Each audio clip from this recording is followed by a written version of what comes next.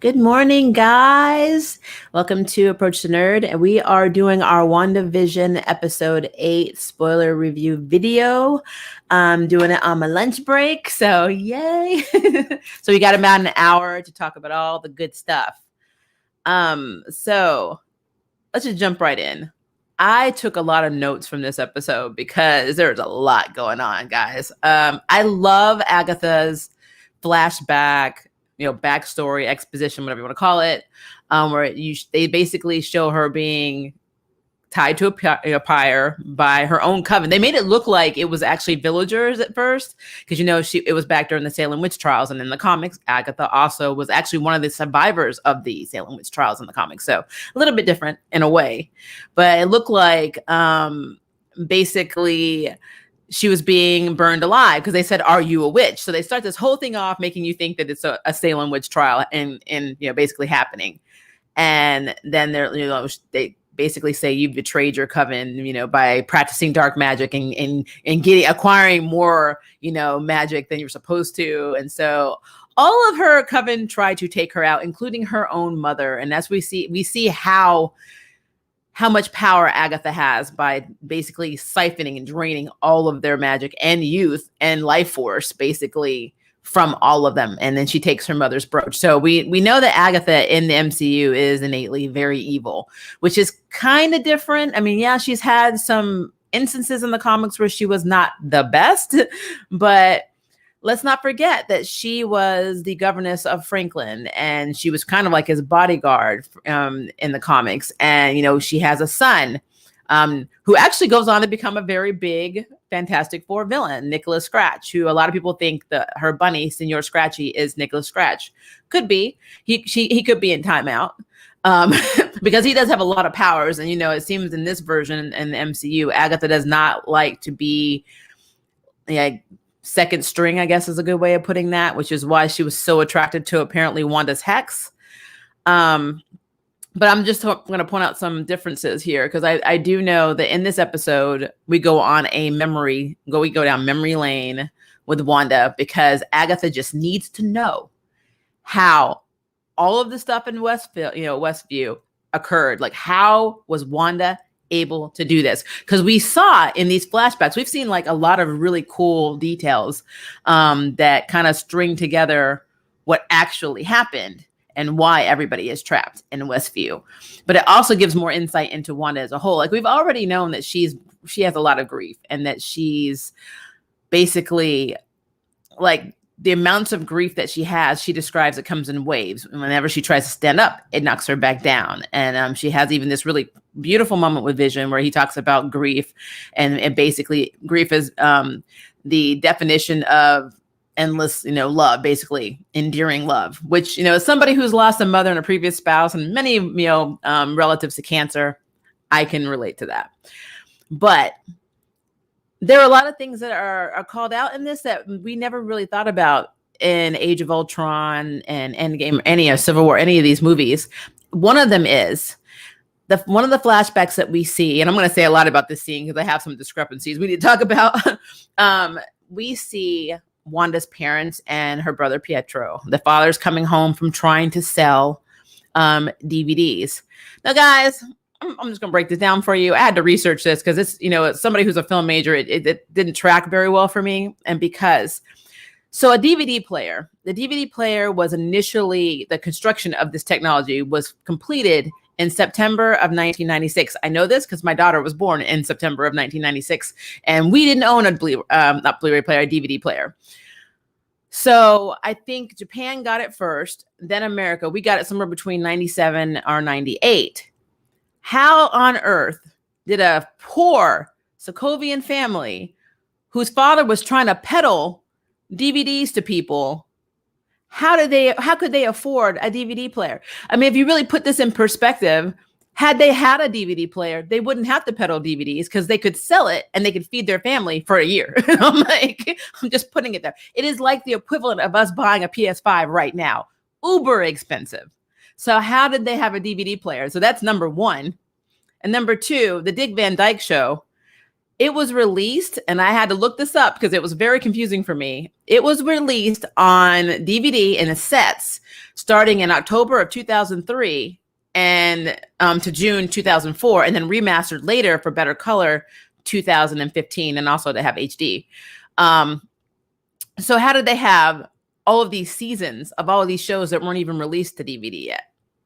So yeah, I'm just throwing that out there because it doesn't make any sense. So yeah, whatever. But for plot purposes, we needed to have a way for her to watch it. I mean, I would have been cool if they had said those huge 8-bit discs or like a VHS. I would have been cool with that. But DVD, you want me to believe that a poor Sokovian family can afford a DVD player? No.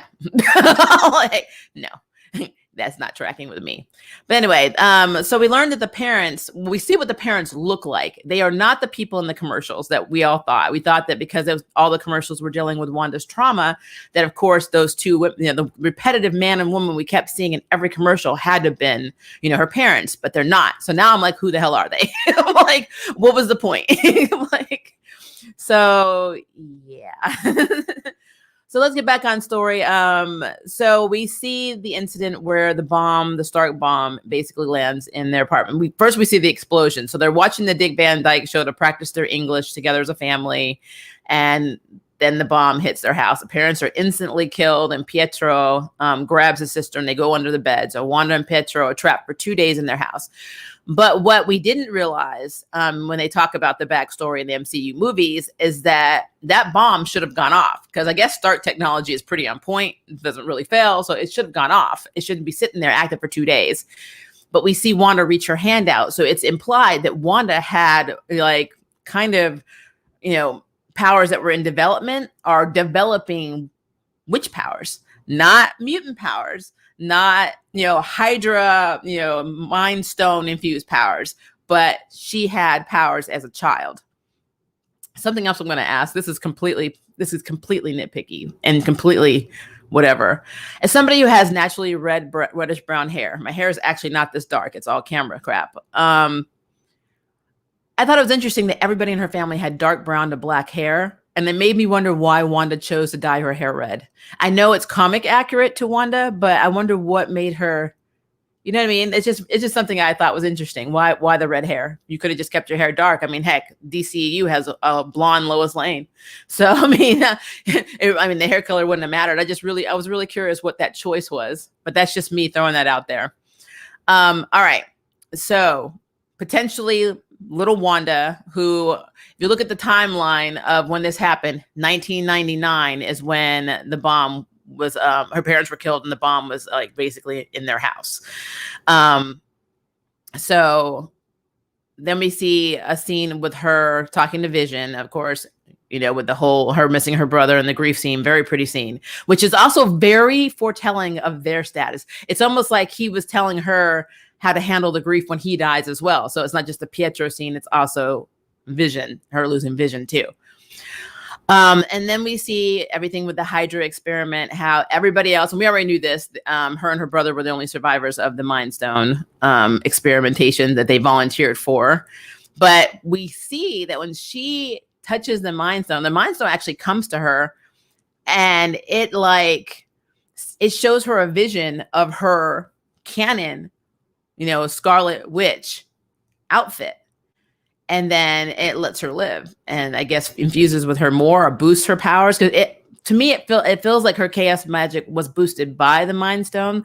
But quite frankly, she could have been born with it. I mean, who knows? She may not have even needed the Mind Stone. That's what's definitely interesting by how they're spinning this in WandaVision. So, but it definitely establishes that she is not a mutant. We learn this further when the entire time Agatha is really trying to figure out how Wanda did all this, because it takes a tremendous amount of power to have a hex that's, as she points out, miles even outside of town, or like outside the town limits. She's able to do this. She's able to control everything. So I think it's interesting that Wanda never took Vision's body from S.W.O.R.D. So in this flashback, she goes there, she sees, his body being, pretty much taken apart, studied what he didn't want to happen. He actually did not want that to happen.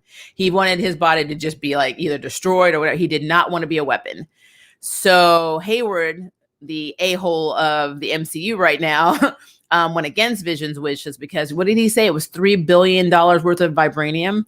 And it seemed to me like he was baiting Wanda because he said she wanted to come see, Vision. He allowed her to come see Vision, which was already a red flag that he was up to something. Because normally they don't let you in to like secret, top secret experiments that they're doing and taking apart Vision and studying him and putting him back together because he is essentially a weapon for them.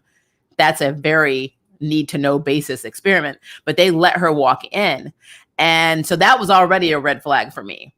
And then he says, well, you can't just walk in here and use your magic to basically revive your boyfriend. He put that in her head.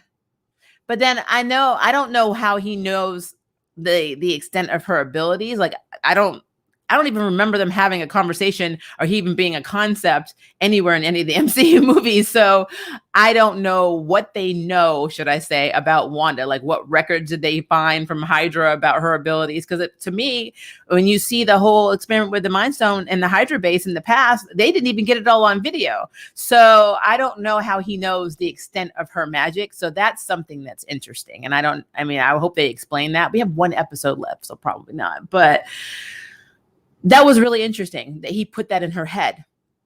And she goes down and she tries to touch him and she uses her ability. She's like, I can't feel you. And then she leaves. She doesn't leave with the body. She left. So that footage that we see of her taking the body is doctored by, our own S.H.I.E.L.D. director a-hole to make himself look good, basically he's doing illegal stuff. I don't even think he has clearance or authorization to be doing what he's doing. So yeah, that whole thing is a mess. That is all a mess. And all Wanda wanted to do was take his body to be buried. And Westview was actually a deed left to her by Vision, where he even circled in our home to grow old together in. So she drives there and she looks at this empty plot. I guess they were planning, he was going to build her a house probably. Or maybe he's going to build her a house and maybe she wanted to bury him in the plot that he gave her the deed for, which would have been very sweet. Make that his forever, home in a sense, because he's dead. And then she just like loses it, with all this overwhelming grief, and her grief literally caused the house to be built, the hex to be formed. Like, she even brought Vision. She recreated Vision's body from her own perception of him. But what's interesting is somewhere in the episode, I don't think it was this one, it might have been a previous one. I remember them saying they were able to track Vision through his vibranium inside the hex, which means our girl Wanda created vibranium. I'm like, so there really is not a limit to what her powers can do. And Agatha doing this whole revelation, holding her twins. That was a very cool scene. They spent extra on that, by the way, for CG, but holding the twins and saying, I thought you were a myth. I thought, something like you couldn't exist, but you are chaos magic. You are the Scarlet Witch. And I'm like, oh, they finally said Scarlet Witch. So you finally got that canon in the MCU. But now I think the end game starts. Like, I know a lot of people like are going to be mad that it's not Mephisto. Like, all of us thought this had a Mephisto type tie-in because House of M. I did know it was going to be hard because we don't have mutants yet. So she can't say no more mutants because there are not established mutants. But I will say this is a very good way of establishing that she is not a mutant, because they've already did it, already had it where she got her powers, quote unquote, from the Hydra experiments. But now they're kind of spinning it a little bit, making it seem like she got them as a child. So that's interesting. That makes her a natural witch. It does make you really question her family lineage. Like, were there others before her like that? I mean, we know where the original chaos powers came from. So I'm not going to go down the whole demon lore, story. But I want to, I really want to know what Wanda's family heritage was. And why did her twin survive? Was he predestined to have powers too? Was he also a warlock? I mean, I don't know. It just brings a lot of questions now into the fold. So And yeah, I love that Agatha established that she took Pietro from another multiverse, another universe or reality, because she couldn't go to another continent and get her real brother that was full of holes. Like, that tracks. Like, that hurts. Now, she does have the dark hole. They're not calling it that, but of course, she can't have that much power without that damn book. I'm just saying. She has a lot of power, but that book 100% is helping Agatha. But again, there's a lot of things that motivate this character. I can't say 100% that Agatha is not motivated just by wanting to be the most powerful, being, because yes, Wanda's a Nexus being. Agatha is extremely powerful in her own right. In the comics, to get clairvoyance, she did sacrifice Ebony. So I don't know if they're keeping to that route. There was weeks ago, I think after I did a review, I go to a lot of nerd boards. And I think somebody had said something about, they thought that Senor McScratchy was actually Ebony, and that she had cast an illusion to make, Ebony look different, which I don't think that's the case. I can't rule that out because MCU does its own thing, but I'm probably leaning more towards that actually being Nicholas Scratch because of the name.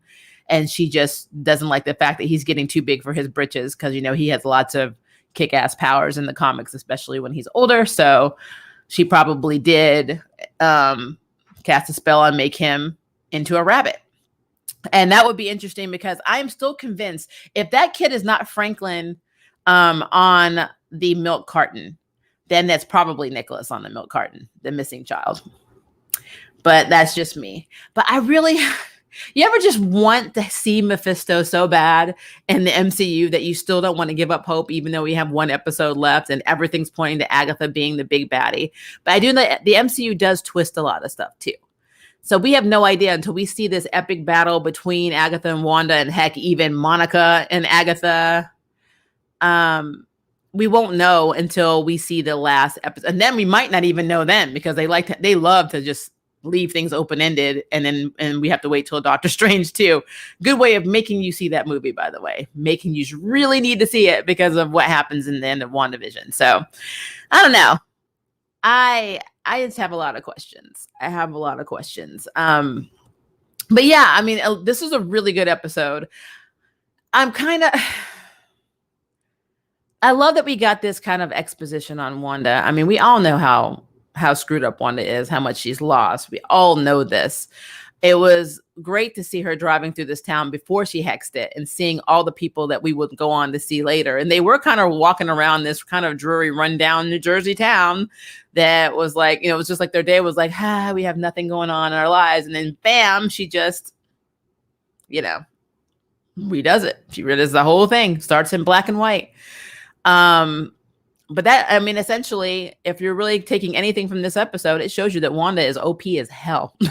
She is OP as hell. But we knew this. We saw how she was like going to take Thanos out. And the only reason she hesitated is because she wanted to make him suffer more for killing her, having her kill her man. So, yeah. Wanda. So I really would love to have some tie-in with Mephisto. I've been very confused by this season because they've thrown in a lot of plots from various villains, especially we've had Nightmare, we've had a lot of Grim Reaper, and of course elements that could be tied into Mephisto. And then of course having Agatha, who again, it's so weird seeing Agatha be the main villain, because she is the one in the comics that teaches Wanda how to use her chaotic powers and channeling them into chaotic magic. She essentially creates Scarlet Witch. So for her to tell her that she is Scarlet Witch, I guess that's a good homage to it, but it's not the same thing. She was more of a mentor, not somebody trying to take out her children, and torturing her to getting her to see what she actually is. So it's just, it's an interesting spin on this character. And speaking of Billy and Tommy, they, from what I'm understanding, instead of them being made from the shards of Mephisto's souls, she just straight out created these children. Like how she literally created Vision. She created those two kids. But where did the dog come from? Where did Sparky come from? Did she just create the dog? Did, Billy create the dog? Because at some point he's going to be the Demiurge. So, I mean, he has a lot of powers that he hasn't even tapped into yet. I mean, did Agatha create the dog just to kill the dog? What was the point of Sparky? I mean, what was the point? Because that is a Grim Reaper tie-in. Sparky, their dog Zeke that he's based off of, the whole storyline with Vision and his creative family in the comics, that is all a Grim Reaper tie-in. So why did we even need that in this series? I'm just curious what we needed that for. Did they just have like the image of Grim Reaper's helmet underneath the table in the episode 2 credit scene, our opening credit scene for the WandaVision show? Did we really need to have that? Or is this just all stuff to throw us off? And then establishing these things to throw us off means if you aren't a comic book fan or, have any insight to the comics prior to the MCU, you would never have gotten it. So it was pointless. I'm like, so that had to have been for comic nerds. I don't know. Maybe just throw everything off. It's so weird having so many different, pointing to so many different, canon villains in the Marvel universe in this series that apparently are not even a concept. I don't know. That's just me. All right, let me look at some of your questions, guys, because good episode, but I got questions. Scrolling up. I'm trying, guys. Kendra would be great. She's a mutant. Yes, Kendra's a mutant. External, kind of like Thanos to some degree. Yeah. So you're saying that you want Kendra in the series? That would be kind of cool.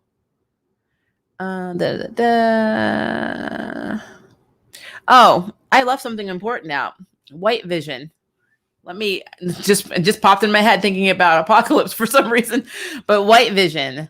So Hayward has successfully used energy or hex magic, or I'm just going to call it chaos energy, that they got when, Wanda went, I'm going to say ate poop, and extended the hex, and they were able to take that to charge and basically wake up Vision in his comic accurate White Vision outfit, which means he doesn't have Jarvis. He doesn't have the Mind Stone, which means he literally has no emotions, no tie-ins to Wanda, no nothing. He's essentially Ultron. More than likely they made Ultron. That's going to be interesting. And I checked. I was looking up right before I started the stream just to see. Jarvis's voice actor is actually going to be in WandaVision. So, or Ultron's voice actor, should I say. And yeah, he's actually going to be in the credit scene. So yeah, essentially, I think they created Ultron, because why would they not? So there's going to be this epic battle between Wanda and Vision, potentially Monica and White Vision. And at the end of this, because again, Wanda is OP Endgame, she's going to do something, and she's going to take her creation of Vision that has all the emotions and the love that she needs in her life, and she's going to stick it into White Vision's body. And that's how we're getting Vision back in the MCU. Now, my daughter had thought that maybe they were going to do something similar with Quicksilver, like have Quicksilver just be infused with all of the MCU Pietro's memories. I don't know if they'll go that route, though. I kind of feel like he either is only going to be for this season or this series, or if they do bring him in and we see him in Secret Invasion, there's really no reason to keep Quicksilver around per se if we're just moving into Young Avengers, because then we have Speed. So I don't know if they're going to invest that much into it. I mean, I wouldn't be surprised if he is just another neighbor or somebody that she met, on the streets. So a regular person that's not Quicksilver that she morphed into Quicksilver. What did she call him? Did she call him Fietro, like Foetro or something like that? Like, I thought that was what Agatha called him, was kind of funny. But yeah, White Vision I am excited about. I really am excited about. I think Wanda even worked with White Vision in the comics, and that was an interesting turn of events. But yeah, I want to see this epic battle, because I think that's what episode 8 in its entirety is going to be. Like, Quicksilver's still upstairs having the longest conversation with Monica of all time, I guess, because he only really had one line in the previous episode. Snooper's going to snoop. So it's supposed to be a very long conversation. For all we know, they could be fighting each other outside. I don't know, but there's going to be a lot of fights going down. And we saw this in the trailer. But at one point, I know Monica does face off against Agatha, so I'm excited about that. And I mean, Wanda's just Endgame, so it is what it is. I would love to see Trauma, Nightmare, or even Dream Queen. Yes, I said this in my last review. I would love for Dream Queen to be or Pathfinder to be in this. Anything related to Alpha Flight would be awesome.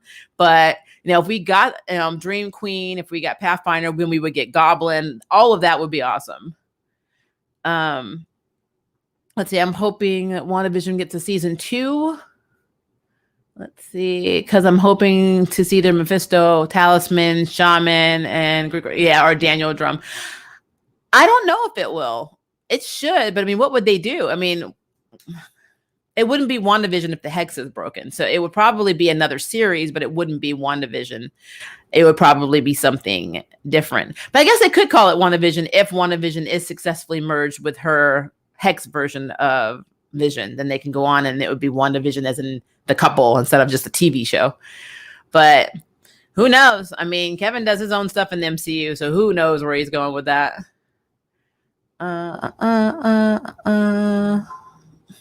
Let's see. Well, according to some news outlets, Kevin Feige is considering a season 2 for WandaVision. Okay. Well, I'm wondering what they would. I mean, it has to be something outside of Westview.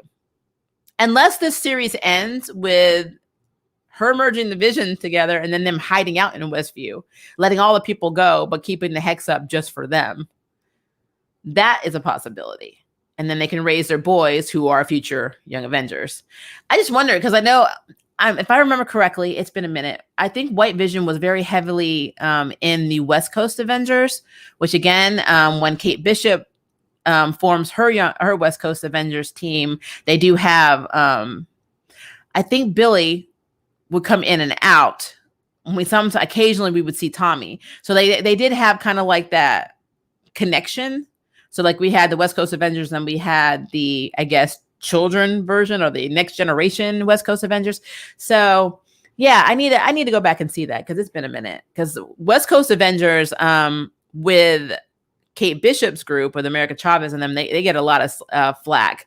A lot of people didn't like that run. But West Coast Avengers have been around for a while. So I do remember White Vision being in West Coast Avengers. I just can't tell you the issue. I don't remember it. I have to go back. I'm old, guys. I'm over 40. You just got to give it to me. Let's see here.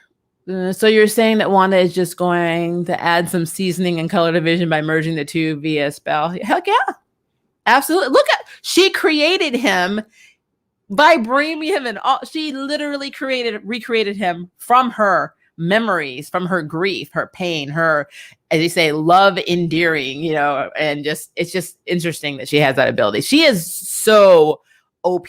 Like she is so OP. People get mad about Superman in DC universe about being OP, but Wanda is OP. And I'm like, the girl can literally recreate and bend reality. She is a Nexus being. You cannot get more OP than that. So just putting it out there, guys. That town was a heck hole. She made their lives better. She really did. It's just the fact that you can't kidnap people. You can't keep them from their actual lives, no matter how crappy they are, because that's slavery. And like, you can't do that. So yes, her intentions, even though, quite frankly, Wanda had no idea she was even doing it. So she wasn't lying. She felt empty, trapped in this emptiness, and then she fixed it.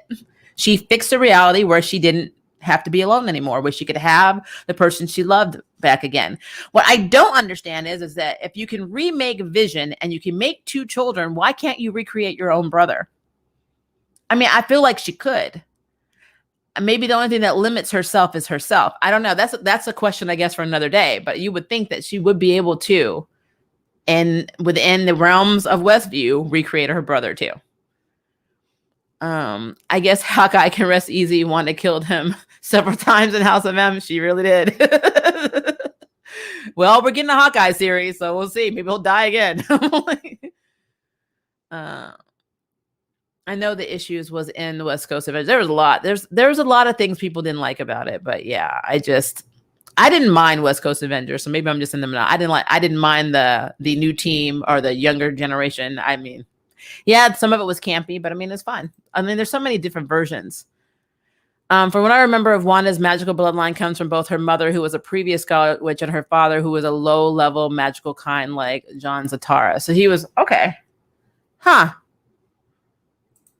See, I don't think I've ever looked into the twins' parents before in the comics, because they've always played around with their lineage. Like they would say that, Magneto was their dad. At one point, I think in one issue, one parallel world, Wolverine was their father. Then they didn't know who their parents were. So like they've always flirted with this. And so I've never had the chance to just really, nail down who their actual parents look like with Magneto being their dad, that would have made them mutants.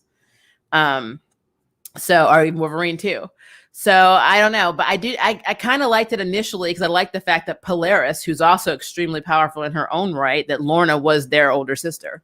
There was a connection there, a good way of bringing Lorna into the MCU, which I don't know they're going to do. I think she was in, what was that show, The Gifted or something like that? That was kind of like a play off of X-Force meets X-Men characters. I haven't watched all the seasons, but I'm pretty sure Lorna was in that. But yeah, I always liked the idea of that being their sister, but them being from, and when they're half too, so technically that would attract. They would have siblings. I don't know.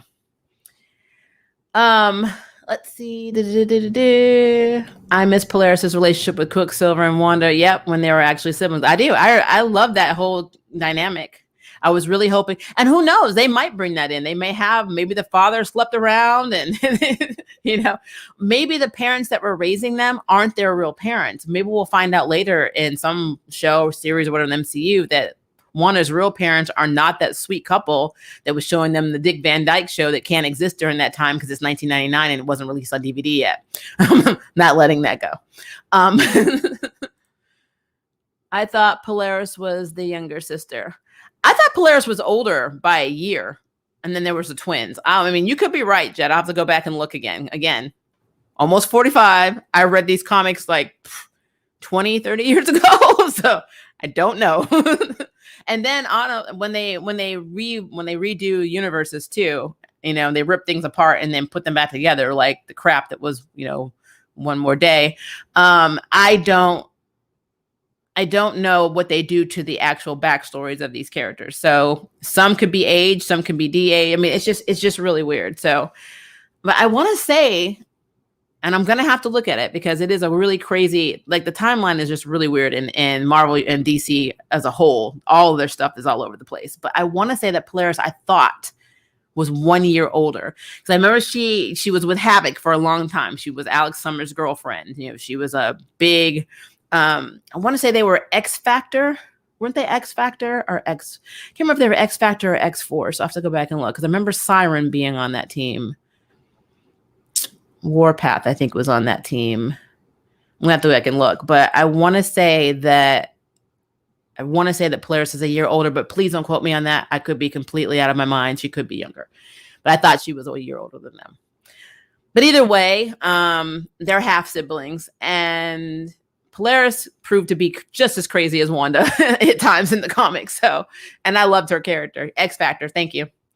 So let's see here. So wait, Wanda was basically creating a magical golem. Yeah. And then not only had the skills, powers, and selected memories of the caster. Yeah. I love the fact that Agatha pointed out that the totems that she was blocking Wanda's powers on were above the door could only be undone. And on the person that uses magic were only the person that casted those totems. And I think there's a point to saying that because I have a feeling that if you have a power to recreate reality, that you have the power to uncreate someone too. I think Agatha just told how she's going to go out, but we'll see. Yeah, Polaris, I think, had bipolar disease, and she was traumatized, but I think she had bipolar disease. In some versions, they say it's a mental health thing. Some of them say it's PTSD. So it really depends on who's writing this comic. That's what I said. Whenever we read comics, you have to understand, and I know you guys know this, it is all based on the writer's perception of these characters. It's why their stuff changes so effing much.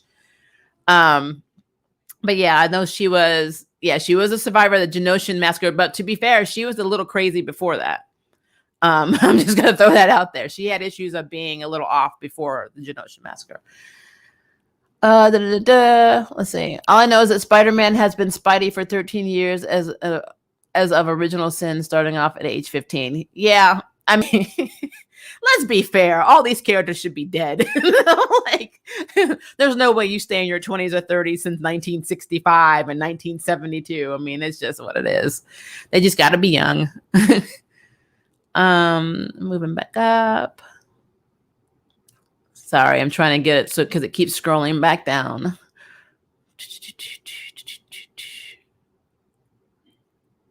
Okay, we talked about the mother. Is a human mutate a person that gained powers from an external source? She was blessed with the chaos magic by the demonic entity known as Cthulhu. Yeah, that's the backstory as well. Because remember, I think with Cthulhu, didn't they trick him into believing that there wasn't chaos magic or something like that, and that's how they defeated him? It's been a minute. And then she ends up getting chaos energy, and Agatha trains her on how to channel it as magic. So it's almost like she essentially created a witch, the Scarlet Witch lineage, and they made it seem like Scarlet Witch was never a mutant to begin with. She was always like this ancient chaos being, which, again, Nexus being makes perfect sense. It really does. MCU needs a crisis level event to recon and fix the storylines. Oh, they will. They'll have tons. Secret Invasion's pretty crisis level, actually. I hate that we're not going to get we might get it with the new Black Widow, but I love the scene where they're trying to figure out who's actually who they say they are, and so there's a scene where Natasha's like, oh, you might be an imposter, so I'm just going to start shooting all of you in the head to see who changes or not. And we're not going to get that Natasha that we had in Secret Invasion because she's right now is dead. So that's sad. That is sad. I would have loved to have seen that scene. I'm not really a Scarlett Johansson fan. I don't have any beef with her. I don't really pay attention to celebrities on that level for the most part. I really try not to. So I don't know. A lot of people seem to not like her. I just don't care one way or the other. But her Natasha was not bad. The only problem I ever had with Natasha was the fact that she didn't have a Russian accent. Or they never really 100% showed her demonstrating her Russian skill. Maybe in her movie now she will. I think in the first Avengers movie, I want to say, and this has been such a long time, where she was sitting in the chair pretending to be, being held hostage or kidnapped or whatever, and then she gets the call to go find Hulk. I think she was speaking Russian, but then again, she could have been speaking something else. But like they don't stick to that. We know she's from Russia. We know about the Red Room and the training and all of that. But like for me, Scarlet Witch is Wanda, even though her accent goes in and out, is more Russian than Natasha. And you would think that having Natasha and Wanda together, that they would have had something to talk about, or even in Russian. That's, to me, it was like a missed opportunity. But again, I always go back to the X-Men movies with Bryan Singer when they had Halle Berry as Storm, who had an African accent for like half of the movie. And then we never went back to that like ever again. So whatever. Argument with Lorna Polaris under duress and was seriously angry, and with a twist of her hand, the plane was ripped in two. Yeah. Like I said, Polaris is powerful. She's powerful. She's not a Nexus being, but she is a force to be reckoned with. That's why I love that Magneto was their dad, because he had some very powerful children. Okay, The Gifted only had 2 seasons. The first season was better than the last, and Polaris is bipolar, and she was messed up after her powers manifested when her mom and her got into an argument, which Lauren under duress and was seriously angry with a twist of her hand. That's what it was. Yeah, she killed her mother. That's okay. Gotcha. I gotcha.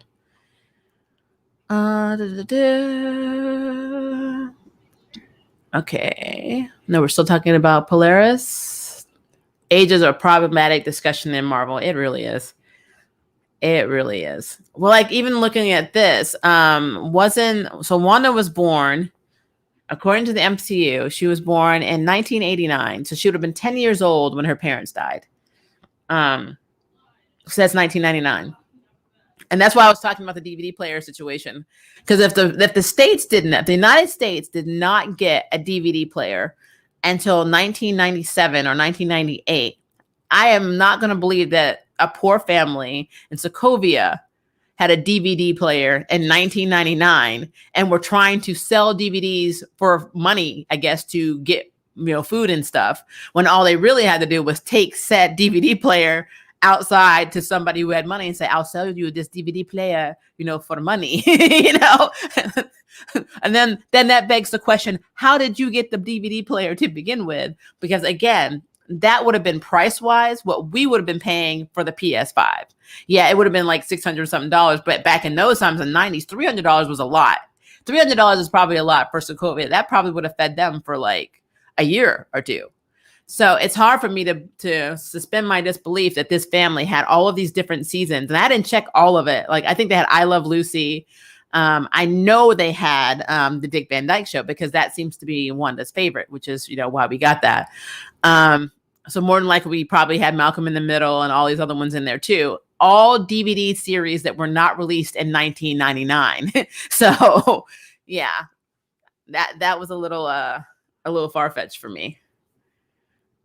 Squirrel Girl is implied to be an ex-girlfriend of Wolverine. Isn't she just entering her undergrad program in college? That's so disgusting. Wolverine, what are you doing? No, no, I really want my Squirrel Girl to be in the MCU. I would have loved to have her face off against Thanos, because in the comics it's hilarious. I'm like, what if they always underestimate Squirrel Girl? And Squirrel Girl is like, to me, Squirrel Girl is OP. Okay, she is brilliant. She doesn't have any trauma. She can control freaking squirrels. I mean, it's almost like she pulls them out of her butt. I mean, they just come from nowhere. And these squirrels are no joke. Like, that girl has skills. I think there was like Captain America was training, if I remember correctly, wasn't the Young Avengers. I have to go back and look who he was. He was training a special squad, and Squirrel Girl was on it. So you probably know what I'm talking about. And so he faces off. It was Captain America or Wolverine. One of them was facing off against her in like a mock battle, and she beat it. She beat the ass. I'm like, because they underestimate her. They look at her like, Squirrel Girl. I'm like, you guys just don't know who Squirrel Girl is. girl is OP as well. And she's brilliant. So yeah. I want her in the MCU so bad. I don't know who they would cast for. I really want her in the MCU. I think she'd be great in the Young Avengers. I mean, we all know that's where they're going. And we've got Cassie, we've got, Kate Bishop, they're establishing America Chavez. Though I do think America Chavez in the Doctor Strange 2 movie is the reason they're casting her as 13 or 14 is because if it's what I think is going to happen, if he's losing magic and he has to go, I really hope this doesn't happen. And it might. If she whispers no more magic, which is what I've been saying since episode 1, causing all magic to disappear, which is how she would defeat Agatha. It would be like when she says no more mutants. It wouldn't hit everyone, but Doctor Strange would do it. He'd lose his ability to wield magic, which happened in a comic series. And that's when he gets in that ship that Stark provides him, and he flies off through the cosmos, different multiverses, to try and get people to teach him magic. And that's how he gets to the utopian parallel, and he meets America's mothers. And, he asks, what's your power source? Which theirs is the Demiurge. And I think if they meet America Chavez as a child, that tracks, because remember, America also runs away from home after her mother dies. Our mothers are sacrificed themselves and essentially become the essence spread across the multiverse. So when she goes traveling through all these different realities and punching her way and kicking her way through realities, she has self-proclaimed herself a superhero before she's found and raised by this Hispanic family. Which I don't want to get into that, because every time I talk about that, people are like, cultural appropriation. She wasn't Hispanic to begin with. I'm like, I'm not going down that road with anybody. But I just think it's a good way of segueing her in. I don't know if she's going to stay that young, because again, her and Kate Bishop are friends, and they have crazy conversations, and they banter extremely well. And I cannot see a 13-year-old doing that with a 27-year-old. I just can't see it. So that is my only problem with her being aged so young. But again, I don't know if she's going to stay that young, because we don't know the timeline. This is happening in Doctor Strange. It could be happening in a different timeline, because remember, time is a construct. So America's time could be running different from Prime Earth's time, and Hawkeye's series could be running in the future. We don't know. We don't know the timelines of any of this crap. We just know that WandaVision is supposed to be a few months after they come back from the snap. So yeah, or weeks really. So yeah, there's a lot you can put. When you really stop to think about all of these theories, you get a lot of great ideas and it drives you crazy. So there's that. There's a reason why FS is unbeatable Squirrel Girl. Yeah, I know. I know Squirrel Girl's history. I love Squirrel Girl. I love Squirrel Girl. The movies that were in the case were I Love Lucy, Bewitched, etc. The first 2 seasons of the Dick Van Dyke Show, Kept in the Hole, and The Way Hidden by a Towel. Yeah, that doesn't make any sense because, again, Dick Van Dyke was not even released until, like, I have the actual dates because I was thinking, how is this possible? So I want to look it up. So October of 2003 is when season 1, the first season 1 set of Dick Van Dyke was released, and it was remastered for HD in 2015.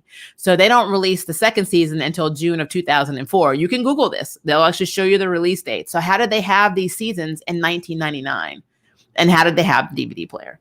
It just doesn't track with me. And so if I spent time really going by and looking at the release dates for all this, I mean, Malcolm in the Middle would have been much later because Dick Van Dyke came out in the 60s. So none of this tracks for me. That is the one thing I'm not going to suspend my disbelief. It's like, I'll give you another really good example. You remember, and I probably don't because you probably didn't watch it, but the first Ninja Turtles movie with that Michael Bay did, that had Megan Fox as April. She was filming the turtles, her pet turtles, with this camera, and on the top of this camera, it had a Blu-ray. Like literally a Blu-ray insignia on it. And then it actually had an option to film. Bluetooth option to film. And then on the bottom, it had a way that you can actually transfer from the memory card Wi-Fi to a computer. How the hell did they have that in the 1990s? I'm like, so it's like you look at the technology and it's like you really wonder, the continuity people, and I'm saying this as somebody who went to film school, you really have to ask yourselves, who did they get to research this? And did they research it and they gave them the accurate information, but they're like, but for plot purposes, we need to have this, blah, blah, blah, blah. I don't get it. I literally 100% would have been okay if they had a Russian translated broadcast of the Dick Van Dyke Show. My mother is from a small place in Scotland. It's called Cove Bay, Kincardshire. And my mother said when they were younger, they would get old American TV shows in her house. That's how she initially saw shows like I Love Lucy. So I would have you didn't have to have DVDs. I would have bought them having these shows come on, translated loosely with subtitles in Russian or whatever. So Sokovian, whatever we're going to call it. I literally do not understand why they had to have DVDs. I just feel like that's sloppy. So I'm just throwing that out there. I felt like that. If I'm going to take any disbelief from it, I felt like that was really sloppy. Let's see here. Daddy Maxima could have just been hustling tech, or Mama Maxima could have just hexed these into existence to keep her kids entertained or quiet while everything going to hell outside. Well, then they should have established that. That's the thing. You need to establish that the parents have powers. You need to establish that they're rifting through time. And then if that's the case, if they're able to hex these into existence, you should have been able to hex your family out of that place. I'm just saying. I feel the same way about Peter Parker's younger portrayal. It means that Silk will have to be that young, which is a problem considering her older age was a huge part of her trauma. Yeah, considering she was underneath the ground for years. Yeah, in the magical bunker. The movies that were in the case. I already read that one. Okay, sorry, trying to get everybody's questions. One thing I love using StreamYard, but I hate the chat feature jumps up and down. So I'm so sorry if I reread something or whatever. It's because I'm trying to get to it, and I don't know why it just kind of jumps down for no reason.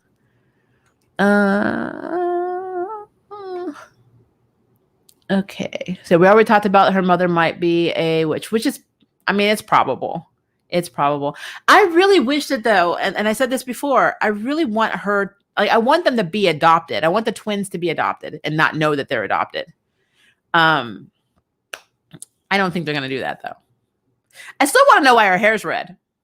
I don't think the Mind Stone made her hair red because she had dark hair her whole life.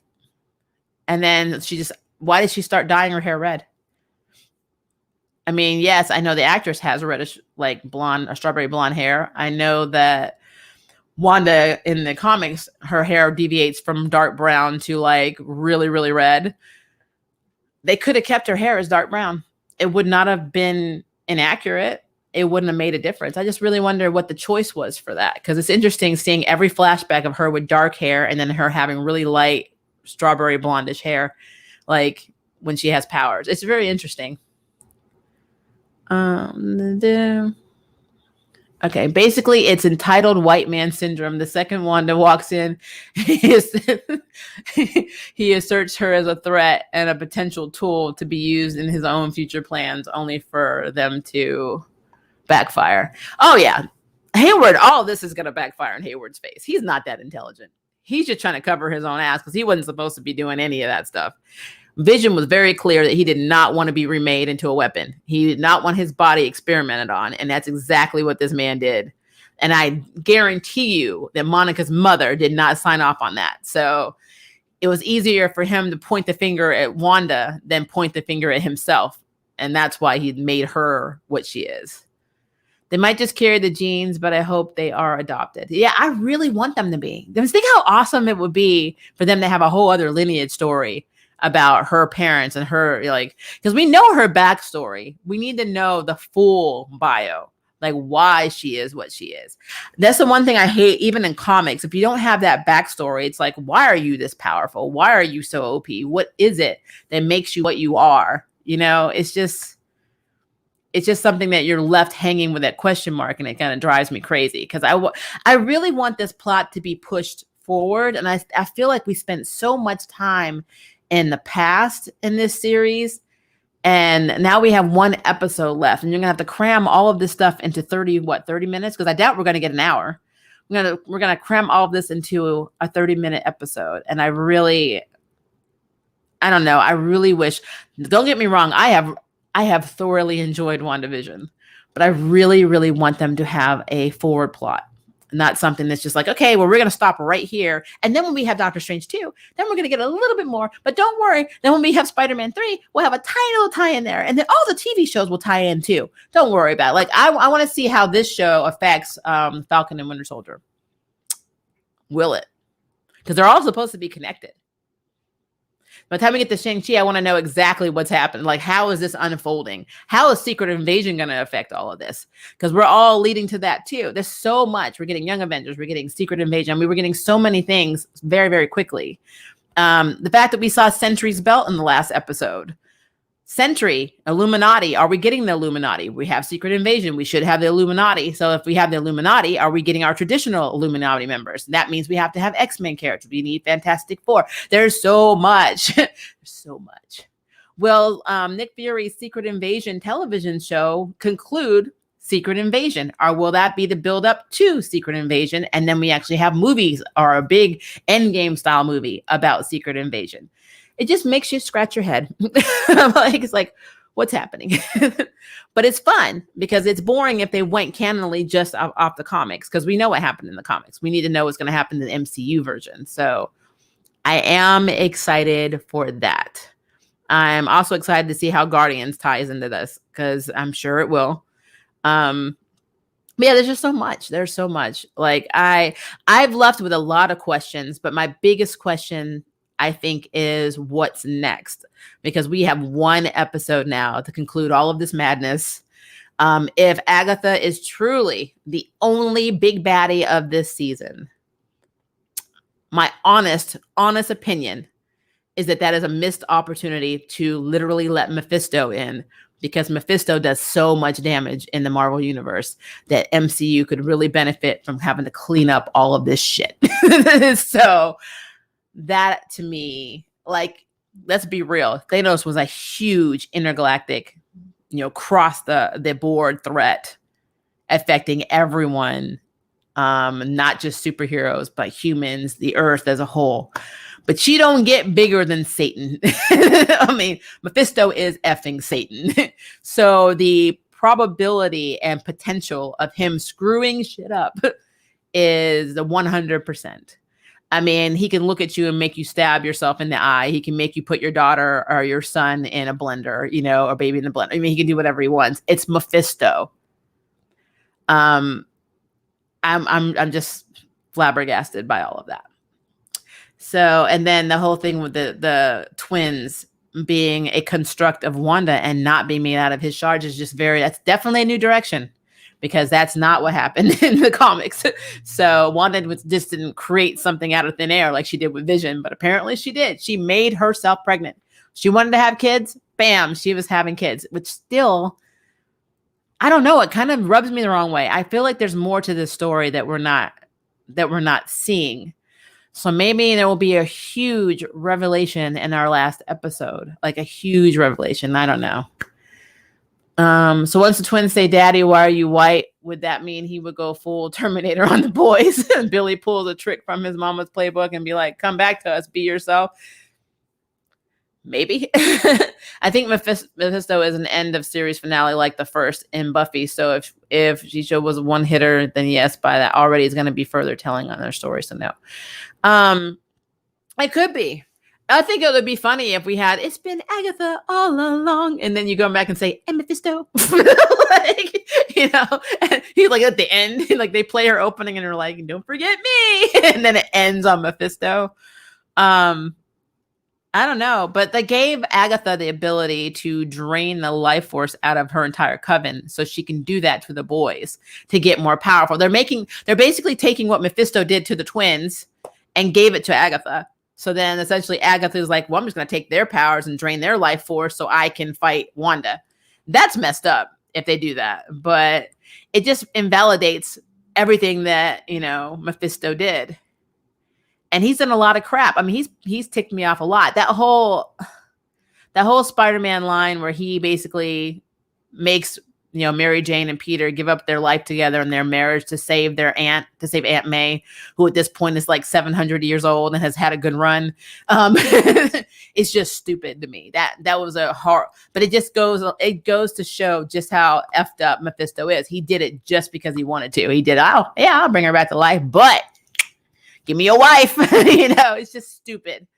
So yeah, I'm really curious to see if they have Mephisto pop out last minute. I think it'll be an interesting spin. I really would love to see that happen. Because everybody, like, I have not looked at any reviewers, but I know like our YouTube reviewers of this series, but I have seen, like last week's, I seen a couple of reviews. There's this one where he said he thought that Mephisto was absolutely endgame, and that everybody's going to be upset because it's going to be made to look like Agatha is the main baddie on the entire time, but that was too obvious.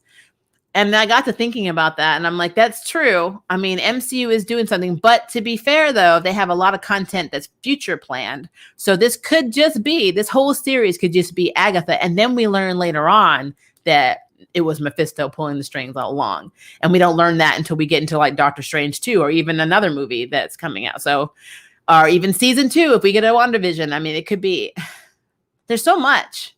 There is so much. Some other side notes. I wonder if we're going to see Darcy again. Because, I mean, it looks like the next episode is going to be full-on battle mode. And Darcy's still trying to get to them as being literally cock-blocked by Agatha putting all these different, obstacles in her way to drive to the house. So, but I mean, what would Darcy really do? I mean, she's brilliant, yes, but I mean, she doesn't have any power, so she wouldn't be able to fight White Vision. She wouldn't be able to fight Agatha. What would she really do? She may be able to she may be moral support on the ground saying, "Monica, by the way, you got photon powers. Go at it, girl." Like, I don't know. I'm actually more excited for Monica's fight because I want to see her.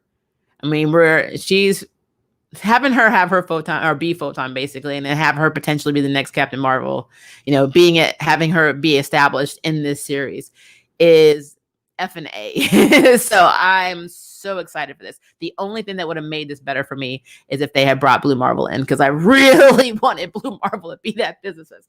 Oh my gosh, I really wanted Blue Marvel to be that physicist. When I watched this episode, I was so excited. I think I even made the title of that video, Blue Marvel is going to be the physicist. And then it turned out to be some random chick. And I was like, what?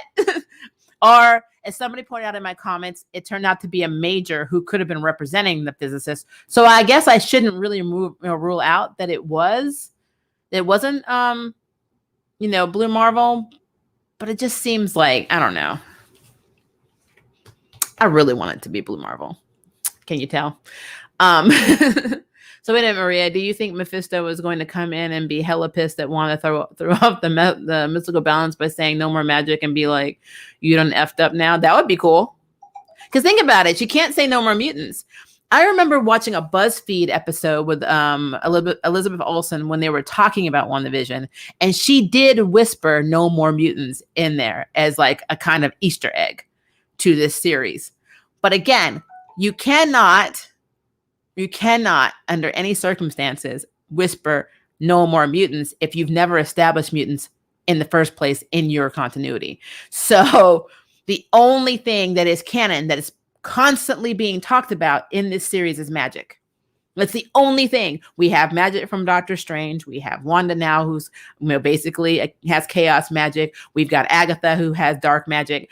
So magic is a overpowering theme. In some ways, you could even say that Loki is a magic wielder. So it could hit so many people differently, like take some people's magic away and not take other people's magic away. And that would be a very interesting twist on some mutants losing their powers and some mutants keeping their powers.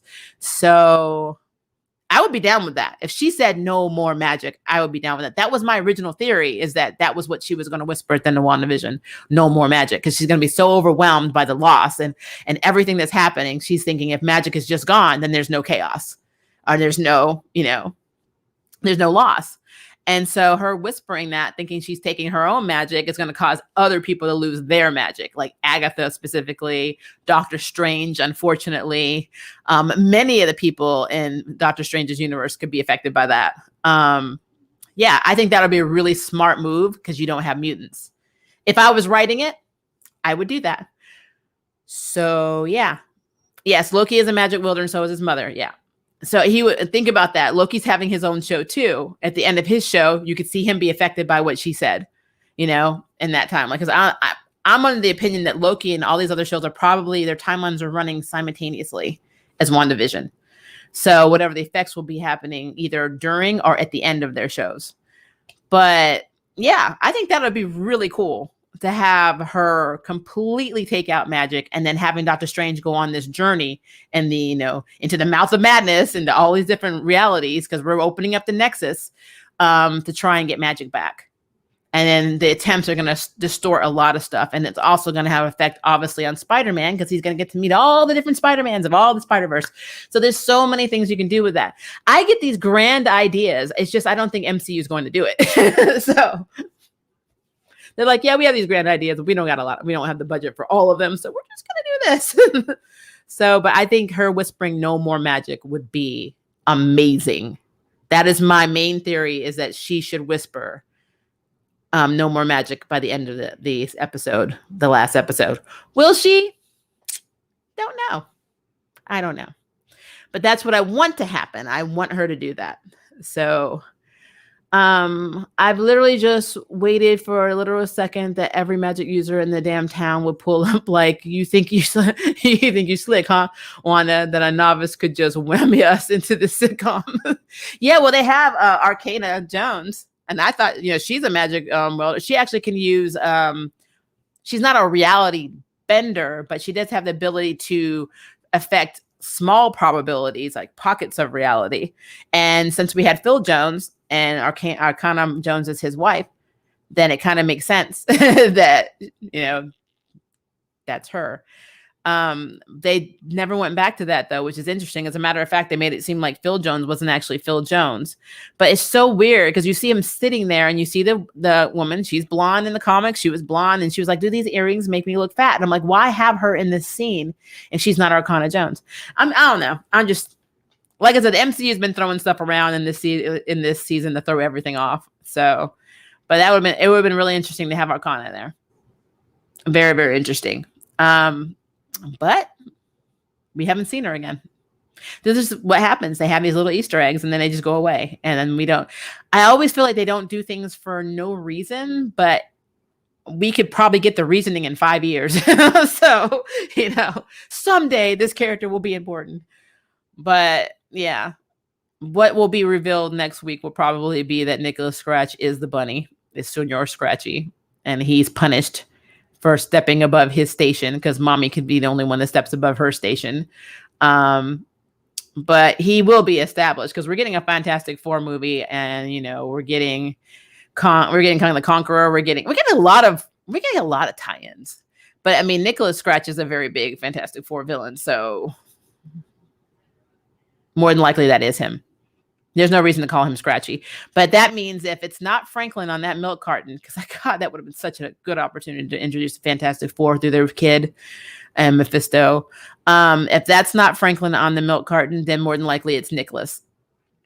So will we ever know who Jimmy was trying to find? Who's like, he had somebody in witness protection in that town. Will we ever find that person that was under witness protection? Maybe it's Herb.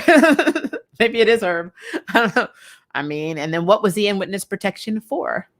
I am still of the belief that Jimmy is actually head of the Atlas Foundation already, just from how he was fighting 2 episodes ago.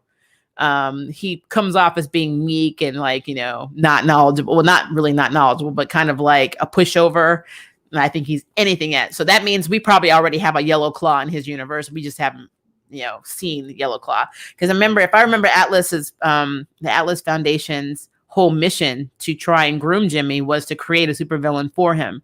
So they got Yellow Claw to be like this international terrorist who really was in the Atlas Foundation. They're like, hey, you're going to be this bad guy. And he just really excelled at it. And so Jimmy just fought Yellow Claw this entire time, but it was actually to get him groomed and have the world see him, because he was Chinese American, to see him as, something past being Asian, but something really badass. Like, you could be badass and still be Asian, because, there's a lot of problematic things in comics in terms of minorities. So the whole storyline was interesting. And yeah, Jimmy can introduce mutants through his Pan-Asian school. You're absolutely right. He definitely can. I think Jimmy's a lot further down the Atlas Foundation trek than people think, which is why he's in WandaVision, and which is why we saw him in Ant-Man. And what I think it was Ant-Man and was Ant-Man 2? Yeah, because we haven't had Ant-Man and Wasp. And then we're going to see him probably further. We're definitely going to see him in Secret Invasion. There's no reason why he wouldn't be, because he was in the comics. Jimmy was very heavily involved in Secret Invasion. So I really hope, and I don't know if they're going to do it, but I really hope they introduce the Atlas Foundation in Secret Invasion. I think that would be effing cool, because we will get a slew of kick-ass characters. I will be so excited. Guys, if we don't get it in Secret Invasion, maybe we'll get it by the time Shang-Chi comes out. So there would be a very good way of connecting the universes that way. But I didn't look to see if that actor was actually involved in that movie.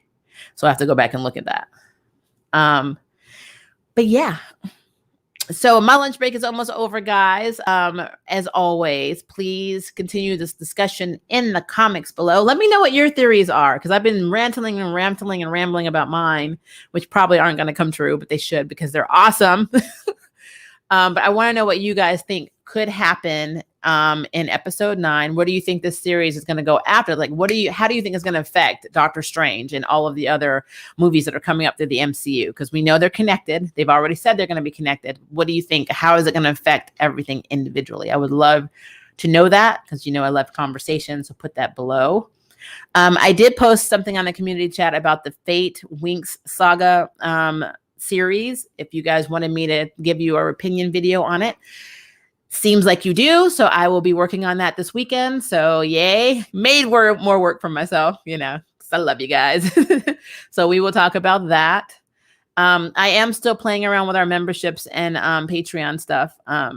My workload is killing me at work right now, guys. I think I told you guys before, I have 3 jobs. So I'm a nonprofit development coordinator, which means I work in fundraising for the National Kidney Foundation. Some of you who are on Blurred Without Fear's YouTube channel probably saw a stream he did for my organization. He did one with Kyle Abear from Funimation and Dragon Ball Z, a very good friend of mine. So I did have them do that. So I do work in fundraising. So if you know anything about that world, it is very stressful during COVID when you cannot have live events. So it's all about trying to figure out how to get money to kidney patients for transplants and things like that. And then my second job, I'm a professional voice actor. So I've been, basically auditioning, doing video games, blah, blah, blah. So there's that. And then I make YouTube videos. So I work 7 days a week. So if I come in here looking crazy, maybe I don't have any makeup on, maybe my hair is crazy, it's because I haven't been to sleep. So yay. So, but yeah, be on the lookout for my Fate video. And also I will be doing a recap of Nancy Drew because I did not do the last 2 episodes. It seems like I'm doing them in 2 episode bulks. I'm sorry. So that will be coming out. Will it be a live stream? I don't know. It's easier to do live streams. I'm not really sure, but we'll see what happens. Also, I think the new Ruby episode will be out Saturday. They had power outages out in Texas, so they didn't release it last week. So we will see if we can get Ruby up this week, since I know that stuff is getting real in Ruby. So if you follow my Ruby reviews, hopefully we will have it this Saturday. And also we should have Yashahime as scheduled. So we'll see. That is definitely going to be a live stream. It's just too hard. 5 a.m. is too hard for me to continue doing videos the way I've been doing them. Because I have to watch it on Hulu and rip the clips and then record and edit. And it takes like almost 2 hours to make that video when I can just pop in a live stream. It's just a lot easier, guys. But yeah, that is where we are. And I will be updating any other schedules that I have. Of course, Charmed will be out Sunday as well, a live stream. But I'll be updating basically every other video that I post, because they should be out on time unless I have a power issue. They did say in Tennessee, where I live, that we may be getting Connecticut storm. I don't know how true that is. We just got rid of our snow. I hope that's not true, because my state and my city in Memphis does not do well when it's cold. We lose water, we lose power, we lose everything. We are not used to this weather. We don't get this weather. I joke that it doesn't snow in hell, but it did for 4 days. So unless I have a power outage, guys, I should be able to get everything on time. And also, please request things you want. I know I haven't done a lot of comic book content. I need to do more. I'm so behind. I've been reading Future State. I promise. I'm so behind. So I will do my best to do videos coming up, and more spotlight comic video characters as well. So be on the lookout for that too. I love you guys. Just bear with me. This whole adventure at work has been killing me. So. But yeah, speaking of, I need to get back to it. Can't make money for people if I'm not doing it. So I love you guys. Again, post your comments below on WandaVision. Let me know what you think so we can continue this conversation. And I will see you next time. Have a good day.